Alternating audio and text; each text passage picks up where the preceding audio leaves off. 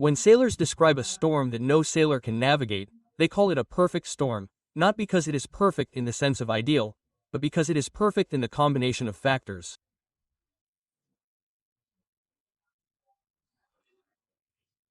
So, all the elements. Hurricane winds, cold front, torrential rain, come together and create an invincible, impregnable disaster, when several factors combine.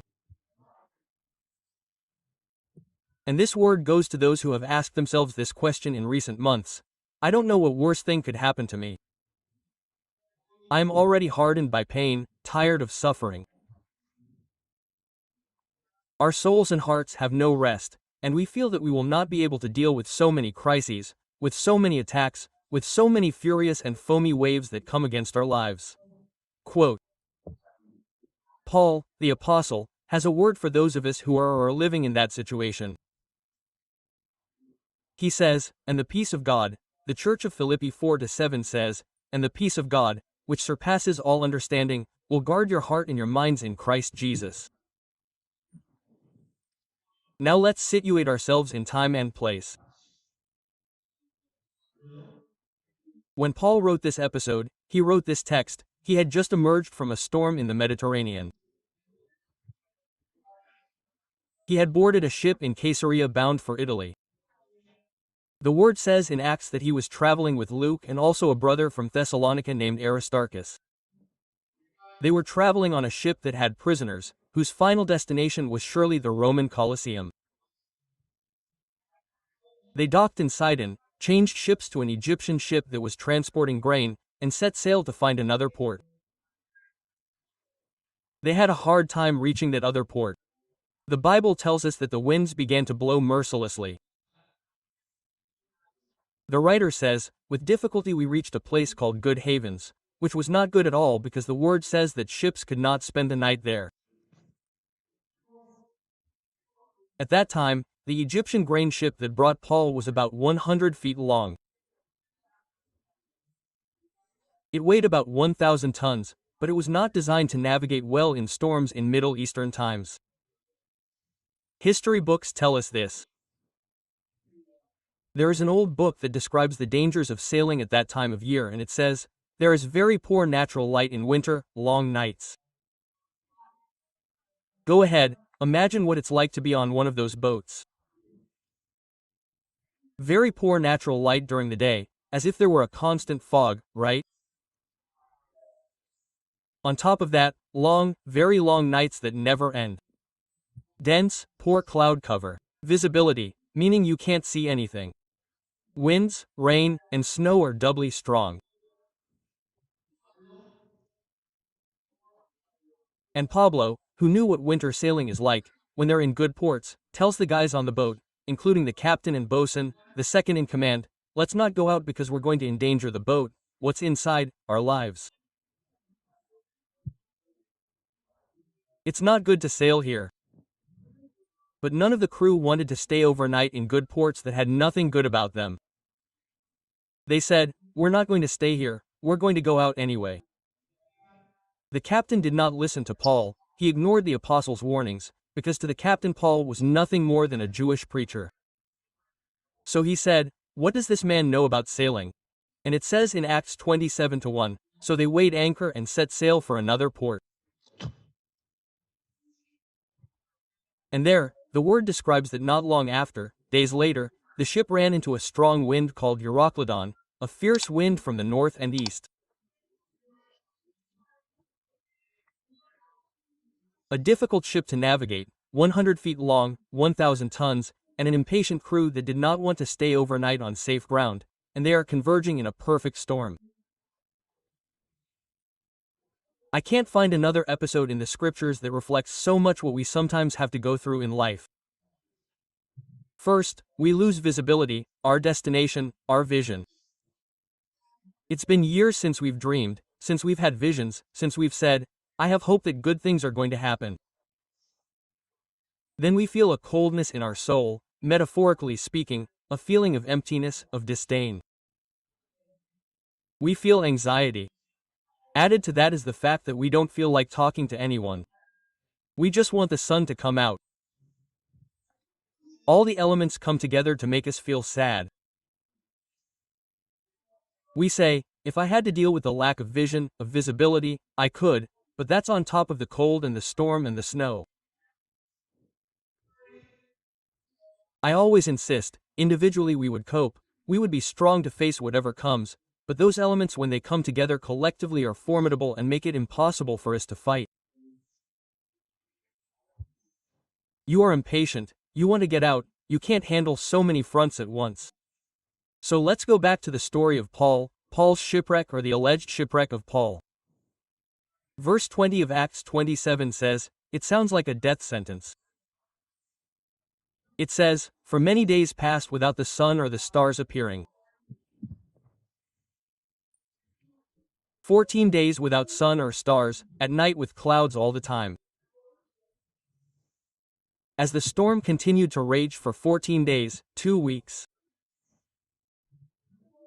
We lost all hope of being saved in 14 days.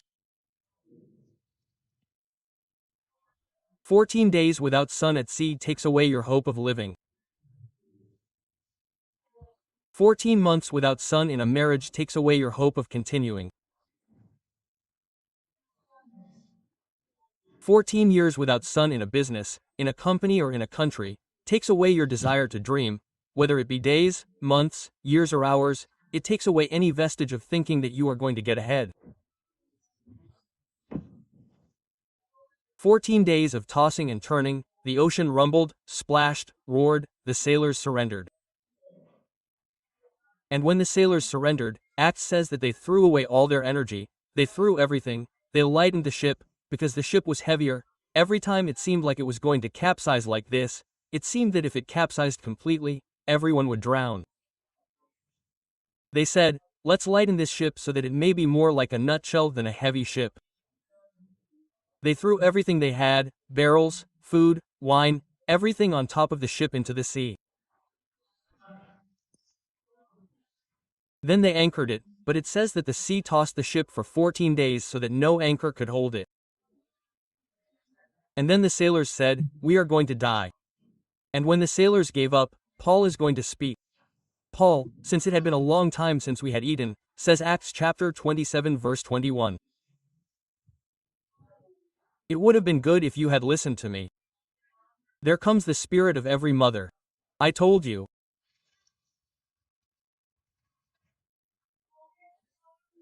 If you had listened to me and had not taken refuge and had stayed in good ports, we would not have received this harm and this loss. But I exhort you to be of good courage. Be of good courage. Change your courage. I have no words without sun, without stars. Be of good courage. And the sailors looked at him as you are looking at me now. Oh, well, that was the word. That was the word. Wait. And that's how I'm going to ride out the storm. That's how I'm going to get a boyfriend. No, wait. First, be of good courage. Be of good courage, because there will be no loss of life among you, only of the ship. Now, what a contrast, isn't it? Because the sailors who know about storms gave up. And this Jewish preacher who supposedly knows nothing about navigation is the bearer of courage. What does Paul know? That the seasoned sailors on the ocean didn't know. Or I'll put it this way, better said, what is it that you need to know now that you don't know and that Paul knew that's going to give you perfect peace? Let's break down what it is that Paul knew. Because you say what the sailors are saying with their eyes when they see the apostle. Don't tell me that's going to be the word. Encourage, because I don't know where to get more courage. My well of spirit is empty, there's no energy. I'm vampirized, I have no spirit, I have no strength to get up in the morning. So don't tell me that's going to be the word. What do I need to know? I'm tossing and turning in the winds. Like the sailors, I've done everything I'm supposed to do. You consulted with the bank, you changed your diet, you called the lawyer, you adjusted your budget, you went to counseling, you rebuked him, you fasted, you rebuked him. You laid your hand on your husband, I rebuke him in the name of Jesus. While he slept, you prayed. And your sea is still churning in a fierce foam and it says, I can't do this anymore. I've done it all. The diagnosis doesn't change, the budget doesn't change, the bank doesn't change its stance. Tell me something else that Paul knew that I need to know so that God can give me perfect peace. So let's break down what Paul tells the sailors to get them out of there. First, an exhortation. It would have been convenient, men, if you had listened to me before setting sail and we wouldn't be living this. I know that at this moment the last thing you want is to be scolded. Do you want to be pampered, to be cuddled? Poor thing, there's a storm, baby. But let me tell you that if we are going to study what Paul said, we cannot ignore the first part, because that is how he begins with a scolding. If you do not listen to God's warnings, the scolding will come because God disciplines the one he loves. I would be worried if God did not scold you, if God did not scold me, because that would mean that he has stopped loving me, which would be impossible in the sovereignty of God, in the essence of my God. He loves you, he loves me, and so he scolds you and me. Perhaps the storm is because you did not listen to God, like the sailors did not listen to Paul. God told you more than once, the borrower is a slave to the lender, and you got into a debt that today has you in the middle of a storm. God tells you, there are the scriptures. If you could live by biblical principles, you wouldn't get into storms. The borrower is a slave to the lender. Quote. And maybe you ignored that and that got you into a storm. Learn to live with what you have with a daily gift, and you got into a car to have the luxury of having a new car and sending yourself the part, and it's a car that today you can't afford or pay for, and you live in a house that you can't afford, simply because you didn't follow biblical principles of knowing in scarcity and in abundance. That's knowing when you can access a better car, a better house, a trip that up to this day you're paying for in installments because it said, more and you have to live for today. Yes, but that is a word from God taken out of context. The day is sufficient for all its troubles does not mean not planning. Because a man who does not plan is like someone who wants to build a tower and does not first check to see if he has the necessary elements to finish it, or when he cannot finish it and the tower is only half finished, everyone will make fun of him. It is in the Bible. So, one has to plan conscientiously. Maybe you are in a storm because you did not hear. The Lord told you that sex outside of marriage causes chaos. And yet you said, but hey, I am a man, I am a woman, I cannot control my hormones. And so you're in a never-ending storm. Because you didn't just give your body, but your soul, and your heart was shattered. And someone abused the most precious thing you had, your innocence, and today you're in the middle of a storm for not listening to the warnings. The Lord warned you not to open the doors of your house to gossip, to have the courage to say, no, I don't want to hear you talk badly about anyone here anymore because it hurts me. Throw your trash or your verbal diarrhea in that green recycling bin, but not here on my table, and you didn't have the courage, and today you're caught up in a storm of guilt. So whenever we're in a storm, God will first give us an exhortation. If any of these things describe you, then receive God's rebuke. You're in the storm, you need to know that for your mental health. It's not that God likes to challenge you, but for your mental and emotional health you need to know that many of the storms that you're in are not the devil's fault. Poor devil, sometimes he has nothing to do with it. But don't be discouraged because you're not going to go away with just a rebuke. Now come 3 promises that can give you peace in the midst of the storm. In the same speech of Paul, after the rebuke he says, but heaven sends helpers. Paul says, last night an angel appeared to me. Paul received a visit from heaven in the midst of the storm. And if Paul receives a visit from heaven in the midst of a crisis, it is because you will receive one too. In the midst of the storm, an angel appeared to me. Hallelujah. Hebrews chapter 1 verse 14 says, "All angels are put at the service of God, sent to help those who want to receive the inheritance as salvation." Angels work for God, they do not work for you, but they are sent. They are the infantry, the cavalry, the reinforcements, the heavenly armies that are dispatched to help you. The reinforcements that are on the way when you are in the midst of a crisis in heaven. They have heard your prayer, they have heard your cry, and the first thing that brings perfect peace, or at least begins to build it in the broken hearts of the sailors, is, "Last night the angel of the Lord visited me." I imagine, the angel of God, an angel from heaven came. I imagine the sailors saying, "Here under a gray sky, he is saying that the barge is about to capsize and we must all perish." Here was a visitor from heaven. For 14 days now, we haven't seen any stars, we haven't seen any sun. All there is a storm, and you say that a visitor from heaven has come. That's as ridiculous as thinking that you've been going to the intensive care unit for 2 months to see someone, and the person who's there in the bed says to you, "Oh, you know what? An angel came last night." Quote, "Seriously, truly, here you know, an angel came in the middle of the crisis, but if we don't know where we're going to live, they're going to take our house away." Yeah, but the angel was here saying, "Don't be afraid. God told me that everything's going to be okay." Quote, "There's an angel in the middle of your crisis." Someone receives the word. Do you believe it? You really do. See? You're already starting to feel better after the exhortation. There's an angel. Secondly, the second thing that Paul says that's building perfect peace for the boys is, "Why has the angel of God been with me tonight?" Whose am I? Wow. That's when the sailors say, "Hey, this isn't just some Jewish preacher. Whose am I? I have an angel of the God whose I am." Quote,